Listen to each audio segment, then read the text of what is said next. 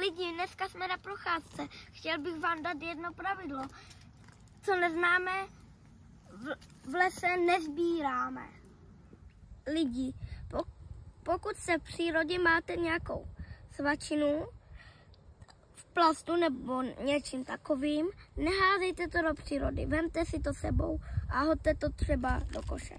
Nemyslím, že to hodíte tam, jako třeba na zem.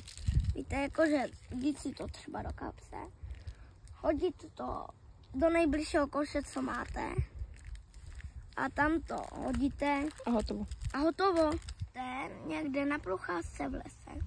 Ne, jako buďte potichu, protože potom musíte lesní zvěř.